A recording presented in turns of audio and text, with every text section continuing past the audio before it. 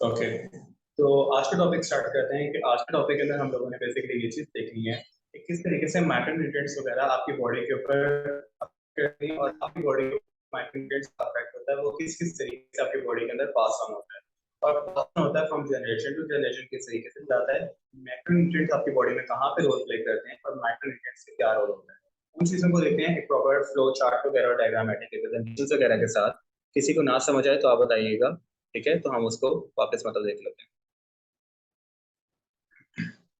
Okay, the first thing is कि जब भी हम लोगों ने माइक्रोन्यूट्रिएंट्स को देखना होता है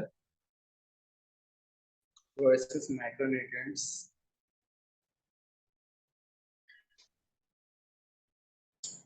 ये दोनों मिलके ना इंसान की बॉडी को चला रहे होते हैं या फिर कोई भी लिविंग ऑर्गेनिज्म होता है। ये दोनों मिलके उसकी ना लिविंग ऑर्गेनिज्म की बॉडी के अंदर के जो वाइटल रोल्स होते हैं ना उनको प्ले कर रहे होते हैं। फॉर एग्जांपल किस तरीके से देखें, मैक्रोन्यूट्रिएंट कितने होते हैं आपके पास? फॉर एग्जांपल कार्ब्स, प्रोटीन्स,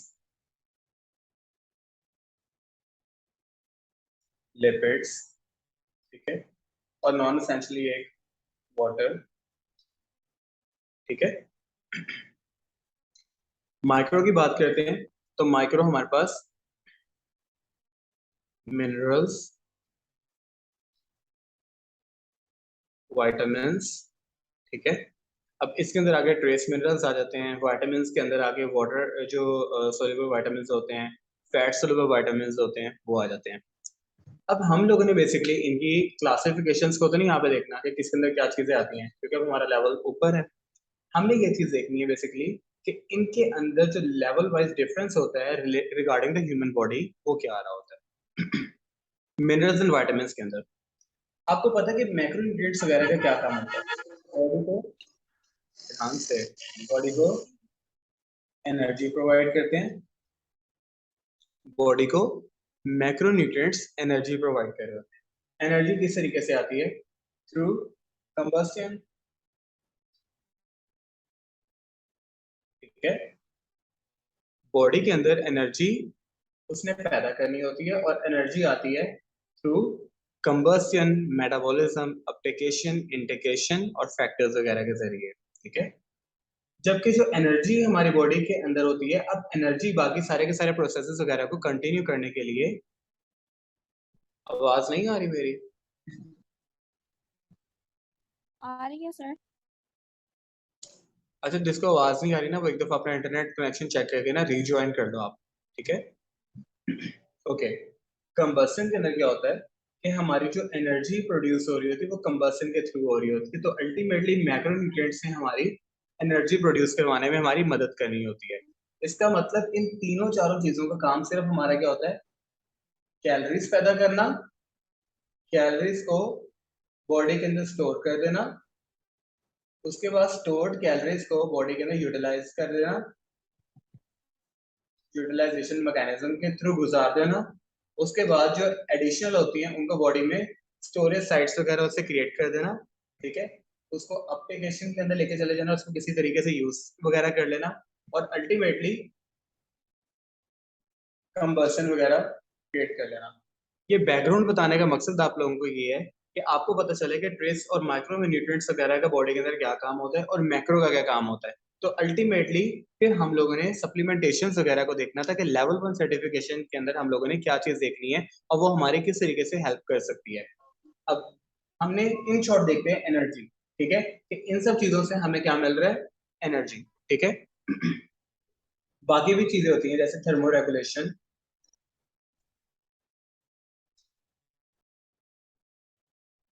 उसके अलावा आपकी बॉडी का जो होता है हीट मेंटेनेंस सिस्टम, जिसको हम कोपिंग मैकेनिज्म बोल देते हैं, पॉजिटिव कोपिंग मैकेनिज्म, ठीक है। इस टाइप की डिफरेंट चीजें होती है, लेकिन हमें काम की चीज यहाँ पर क्या है? एनर्जी मिलती है। जबकि माइक्रोन्यूट्रिएंट्स से हमें क्या मिलता है? हमें जीन्स फ्लो मिलता है।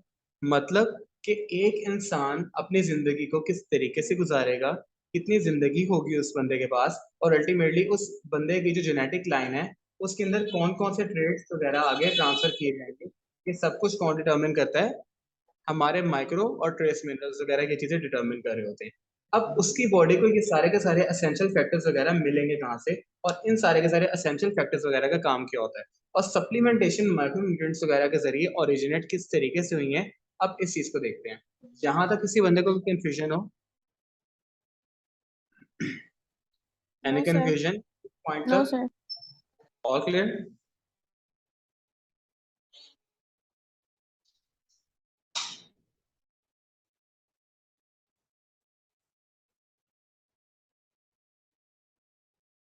देखिए, हमने कहा था, ओके कंबस्शन का मैं बता देता हूँ।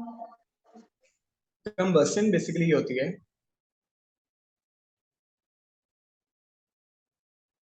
देखो कंबस्शन में होता है कि आपकी बॉडी के अंदर ना फूड एज फ्यूल काम कर रहा होता है, फूड एज फ्यूल काम कर रहा होता है। अब फ्यूल रॉ मटेरियल के अंदर किसी यूज का होता है? यस और नो? रॉ मटेरियल के अंदर अगर फ्यूल पड़ा हो, मतलब वो यूजेबल फ्यूल ना हो, वो रॉ मटेरियल के अंदर हो, वो किसी काम का होगा? Obviously no. तो अल्टीमेटली क्या होगा, फूड को हम through a series of combustion mechanisms या फिर मेटाबॉलिक सीरीज के जरिए तोड़ के फाइन पार्टिकल्स में कन्वर्ट करते हैं कि वो एनर्जी देने के काबिल हो हमें। फॉर एग्जांपल, फूड के अंदर हमारे पास कितने मैक्रोन्यूट्रिएंट्स होते हैं जो एनर्जी प्रोवाइडिंग होते हैं? प्रोटीन, कार्ब्स और फैट्स। ठीक है, अब इन तीनों चीजों ने, ये तीनों चीजें एनर्जी प्रोवाइडिंग नहीं होती। प्रोटीन की कैलोरीज 4, कार्ब्स की कैलोरीज 4 और फैट्स की कैलोरीज 9, लेकिन ये एनर्जी प्रोवाइडिंग नहीं होती। एनर्जी कहाँ पे प्रोवाइड हमें करती है और कौन सी चीज कर रही होती है? प्रोटीन कन्वर्ट होता है अमाइनो एसिड्स में, कार्ब्स कन्वर्ट होते हैं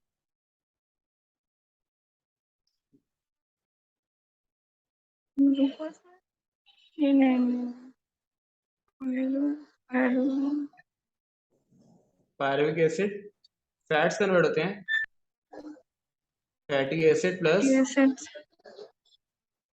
ग्लिसरॉल, इसके अंदर कन्वर्ट होते हैं।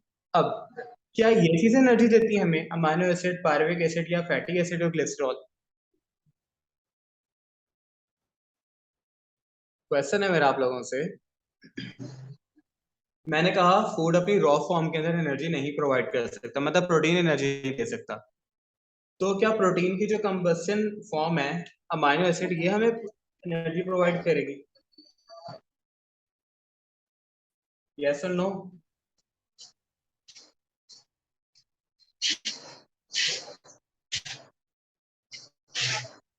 Any answers? No sir. क्या नो? ये एनर्जी प्रोवाइड करेगा या ये, मैं ये पूछ रहा हूँ, ये ग्रुप बी है, ये ग्रुप ए है, एनर्जी क्या प्रोवाइड करता है हमें?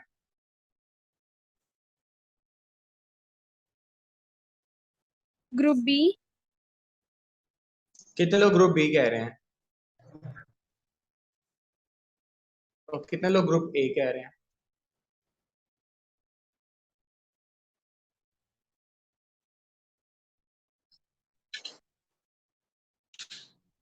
देखो, ना ग्रुप ए करता है ना ग्रुप बी करता है, समझ आई? ये प्रोसेस जो होता है प्रोटीन की कन्वर्जन इनटू अमाइनो एसिड्स, ये हमें एनर्जी लिबरेट करता है। अब क्लियर हुआ? ये जगह एनर्जी लिबरेट कर रही होती है। ये तो फाइनल प्रोडक्ट्स हैं, इन्होंने तो आफ्टर इफेक्ट्स देने हैं ना बॉडी को। ठीक है, तो ये कहीं पे यूटिलाइज होंगे, अमाइनो एसिड फिर आगे यूटिलाइज होंगे लाइक प्रोटीन्स को बिल्ड करने के अंदर, पायरुविक एसिड हमें लाइक एनर्जी प्रोवाइड करने के अंदर यूज होगा, अमाइनो एसिड एनर्जी प्रोवाइड करेंगे, फैटी एसिड ग्लिसरॉल्स वगैरह यूज होंगे आगे। लेकिन ये जो एनर्जी वाला फैक्टर है ना, वो यहाँ से होगा। और मैक्रो पार्टिकल्स को माइक्रो में या फिर ट्रेस में कन्वर्ट करने के दौरान जो मैकेनिज्म फॉलो किया जाता है जिसको मेटाबॉलिज्म कहते हैं, बल्कि उसमें भी दो पार्टिकल होते हैं, कैटाबॉलिज्म और एक एनाबॉलिज्म। उसको छोड़े मेटाबॉलिज्म या फिर कंबस्शन बर्निंग का प्रोसेस होता है बड़े पार्टिकल्स को छोटे में कन्वर्ट कर देना और इसके दौरान में एनर्जी रिलीज कर देना। क्लियर हो गया यहाँ तक? In easy wordings combustion clear हो गया आप लोगों को जिसका क्वेश्चन था कंबसन का? Okay, all clear. अब हमने कहा था कि हम फूड की ग्रुपिंग्स और बाकी सब चीजों की तरफ जाते हैं ताकि हम सप्लीमेंट्स को स्टार्ट कर सकें प्रॉपर लेवल 1 के अंदर। लेवल 1 पार्ट 1 के अंदर हम लोगों ने ये करना था कि हमने बेसलाइंस और fundamentals of supplementation and nutraceutical and emergence of nutraceuticals को देखना था। आज हम लोगों ने सेकंड पार्ट को देखना है, इमर्जेंस को। ठीक है, फंडामेंटल्स हम लोग कल देख चुके हैं। इमर्जेंस के अंदर हमने क्या करना है, देखो आपका फूड दो चीजों से मिलकर बना हुआ होता है, मैक्रोस एंड माइक्रोस। ठीक है, मैक्रोस एंड माइक्रोस। हमने अभी बताया कि मैक्रोस क्या करते हैं, एनर्जी देते हैं, और माइक्रोस क्या करते हैं, जेनेटिक्स को देख रहे होते हैं। ठीक है, यहां तक क्लियर? अब हमने देखा with the course of time हमारे फूड के अंदर मैक्रोस तो स्टेबल रहे, मैक्रोस की क्वांटिटी स्टेबल रही। मतलब जो पहले जमाने में हमें कार्ब्स 4 कैलोरीज देते थे, प्रोटीन्स 4 कैलोरीज देते थे, फैट्स 9 कैलोरीज देते थे, वो तो अभी तक उतने ही दे रहे हैं। लेकिन द क्वालिटी ऑफ लाइफ वगैरह कैसे चेंज हो गई है, क्योंकि हमारे पास जो माइक्रोस थे, पहले हमें फॉर एग्जांपल अगर हम बात करते हैं कैल्शियम की, तो कैल्शियम था 1000 mg, तो आरडीए हो गया ना उसका। अब आरडीए आराम से पूरा हो जाया करता था। कैसे, वो मैं एक एग्जांपल देता हूँ कि गूगल रिसर्चेस के accordingly 125 mg calcium is present in 100 ml of milk according to ADA, American Dietary Association। मतलब अमेरिका के अंदर अगर आप देखते हो तो अमेरिका के दूध के अंदर जो खालिस दूध होता है वहां पे, उसमें 100 ml दूध के अंदर 125 मिलीग्राम कैल्शियम होता है। इसका मतलब एक गिलास दूध के अंदर कितना हो गया, 300 ml, रफली 250 होता है, 300 ml के अंदर कितना हो गया, 375 mg कैल्शियम। मतलब अगर एक बंदा दिन में 3 दूध के गिलास पी ले तो उसका आरडीए पूरा हो जाता है। यहां तक कहानी क्लियर होगी? लेकिन यहां तक क्लियर हो गया सब लोगों को? इसको रेस करने लगूं मैं।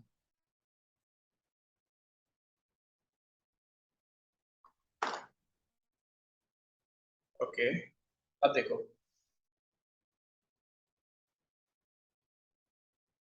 नेटिव रिसर्चेस क्या बताती थी। नेटिव रिसर्चेस ये बताती थी हमें, नेटिव का मतलब होता है local researches, area researches, continental researches. Native researches हमें